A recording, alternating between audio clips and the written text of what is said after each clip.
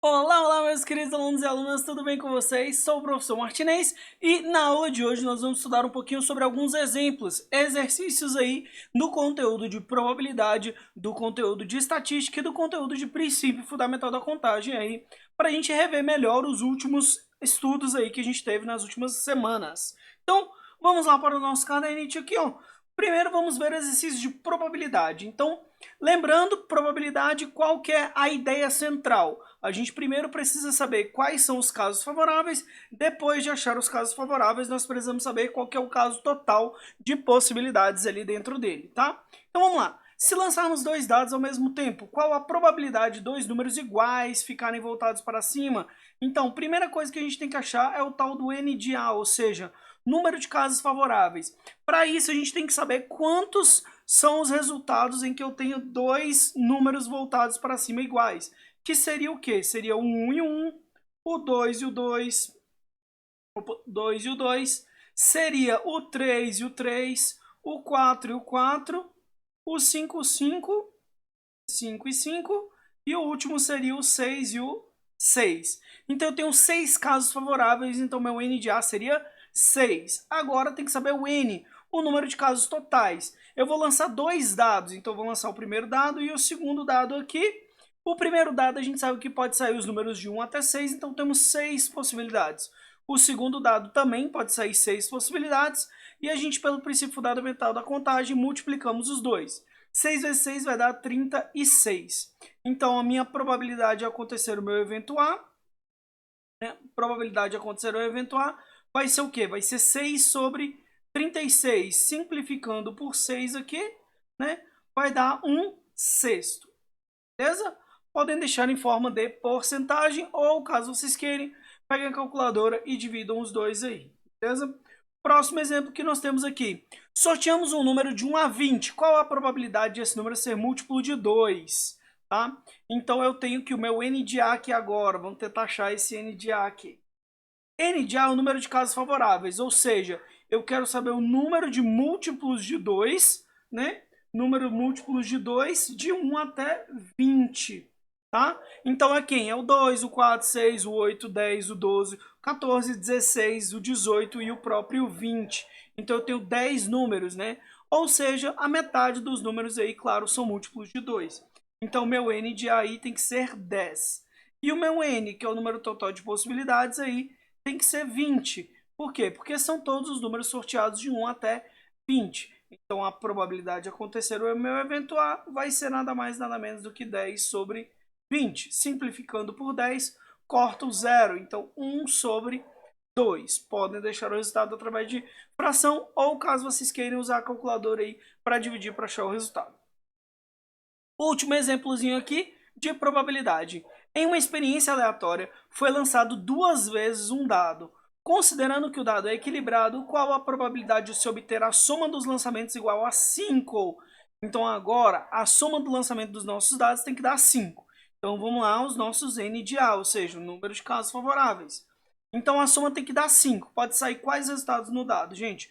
Pode sair o 1 e o 4, que aí a soma dá 5. Pode sair o 2 e o 3, que aí a soma dá 5. Pode sair o 3 e o 2, lembrando que são dois dados, então você lança um e depois o outro. Então, 2 e o 3 e 3 e o 2 são resultados diferentes. Depois nós podemos ter aí o que? O 4 e o 1. Esses são os resultados, né? Se sair o 5 não tem como, e nem o 6 também. Então eu tenho 1, 2, 3, 4. Então meu N de A é 4. 4 casos favoráveis, onde a soma dos resultados pode dar 5. Beleza? E o meu N é o total de número de lançamentos de dois dados. A gente viu lá em cima lá que é 36. Então a probabilidade de acontecer o evento A vai ser 4 sobre 36. Que dá para simplificar aqui, gente, por 4, tá? 4 dividido para 4 vai dar 1. 36 dividido para 4 vai dar 9. Então o resultado é 1 nono. Esta é a nossa probabilidade, beleza? Agora vamos à estatística, né? Estatística aqui, eu resolvi separar esse exercício. Muitos de vocês tiveram dúvida na hora de fazer os exercícios quando tem uma tabela, né? Então, resolvi trazer um exemplozinho aqui de tabela para vocês. A tabela de frequências apresenta o resultado de uma pesquisa sobre as idades dos alunos de um curso esportivo. Determina a idade média, a idade mediana e a idade modal dos alunos da classe. beleza? Então tá aqui as nossas idades. Nós temos a idade de 15 anos, nós temos 10 alunos, 16 anos nós temos 15 alunos, 17 anos nós temos 10 alunos, 18 anos nós temos 10 alunos e 19 anos nós temos 5 alunos, beleza? Então vamos lá, primeira moda, que é a mais fácil de todos. Moda é o termo que mais se repete. No caso aqui, é a quantidade, é a idade de alunos que mais tem. Então nós temos 15 alunos que tem 16 anos. Então, ou seja, a nossa idade modal aí vai ser 16, beleza? Agora vem a mediana, que é o que acho que é o que tem mais dúvida em relação a uma tabela. Como fazer a mediana aqui? A mediana a gente viu que é o termo central. Então, para isso eu precisaria saber onde está o meio da minha amostra, tá? Para eu não ficar repetindo, eu teria que colocar aqui, olha só para vocês verem como que seria. Eu teria que fazer 15,15,15, repetir isso aqui 10 vezes, depois eu teria que fazer 16, 16, 16, repetido 15 vezes. Então fica muito grande. Não é um jeito favorável para a gente fazer, tem que ter um jeito mais fácil. Primeira coisa, a gente tem que descobrir o total de alunos da pesquisa aí, tá? Então vamos descobrir o nosso total de alunos somando todos os números aqui. Então 5 mais 5 é 10, 0 sobe 1, 1 mais 1, 2, 3, 4, 5. Então o total de alunos que nós temos é 25. Significa que a nossa mediana, ela é o nosso termo 25º, o 26º, né? Lembrando, o que a gente tem que fazer? A gente tem que pegar o 25º e o 26º, somar e dividir por 2, tá? Para isso, o que eu tenho que saber? Eu preciso saber onde que está o 25º e onde vai estar o 26º aqui na minha situação. Vamos lá. Né? Não sei se vocês estão ouvindo, desculpem os cachorros aí. Então vamos lá. Aqui eu tenho 10, então aqui é do primeiro ao 10º. Aqui é 15 alunos, né? Então se aqui é 15 alunos, isso aqui representa do 11º até o 25º, tá? Por quê? Porque aqui eu tenho 10 alunos, então aqui eu tenho do 11 ao 25. Daqui eu tenho do 26 até o 36. Daqui eu tenho o 35, né? Daqui eu tenho do 36 até o 45 e daqui eu tenho do 46 até os 50, tá? Então eu quero o 25º e o 26º termo. O 25º termo, ele tá aqui, ó, ele é o 16. Já o 26º termo, ele é o 17. Então a minha mediana vai ser o quê? Vai ser 16 mais 17 dividido para 2, tá? Então, 16 mais 17 vai dar 33, dividido para 2, né? Vai dar 16,5, tá? Então, minha mediana vai ser 16,5. O último que nós temos é a tal da média. Como que a gente vai fazer a média da tabela? Mesma coisa, eu não vou precisar colocar 15, 15, 15, 15, 15 aqui várias vezes. Tem um jeito mais fácil de fazer, que é vezes. Então, eu vou fazer o quê? 15 é a primeira idade e eu tenho 10 alunos, então é 15 vezes 10.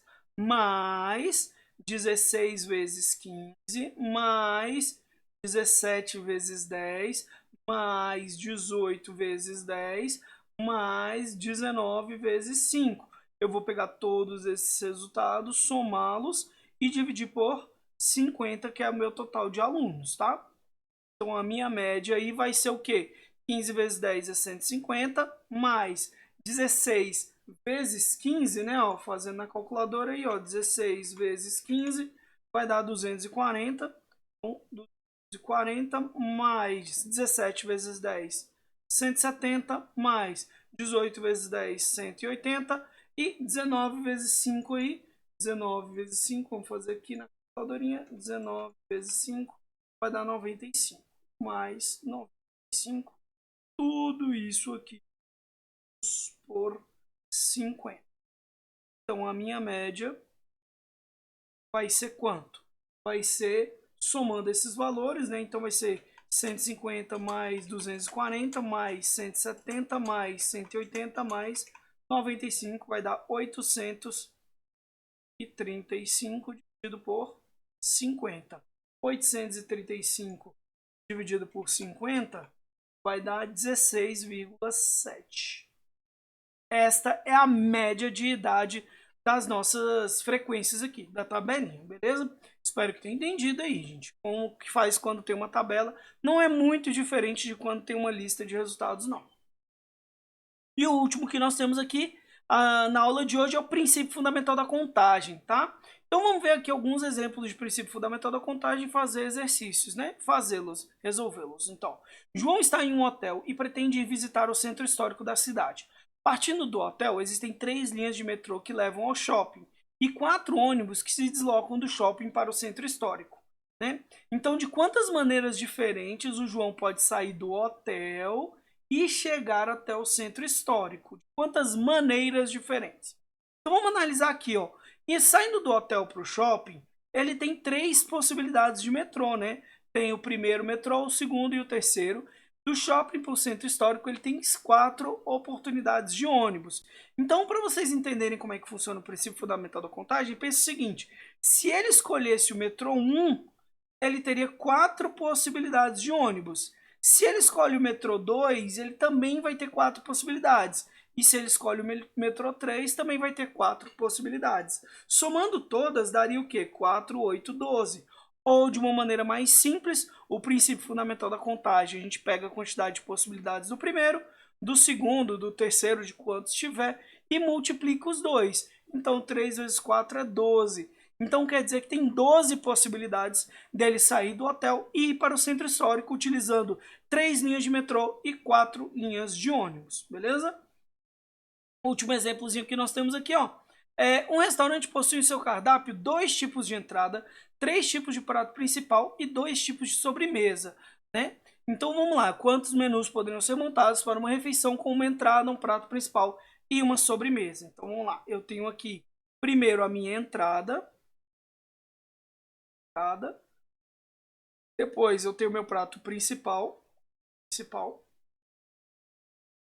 E por último, eu tenho a minha sobremesa.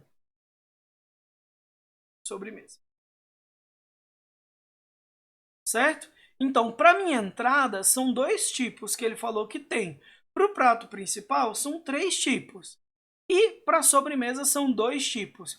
Pelo princípio fundamental da contagem, nada mais, nada menos que a gente vai fazer de multiplicar esses números. 2 vezes 3, 6, 6 vezes 2, 12. Então, o resultado é 12. De 12 maneiras diferentes, nós podemos pedir um prato, uma entrada, né, um prato principal e uma sobremesa neste restaurante. Beleza? Então, pessoal, é isso aí. Espero que tenham gostado da videoaula de hoje. Espero que tenham entendido. Caso tenham ainda alguma dúvida, podem mandar mensagem pelo WhatsApp, ou aqui pelo YouTube, ou lá pela plataforma do Google Classroom, da maneira que vocês preferirem, tá? Espero que tenham entendido essa aula. Espero que tenha ajudado vocês demais. E até a próxima. Até semana que vem, gente. Tchau, tchau.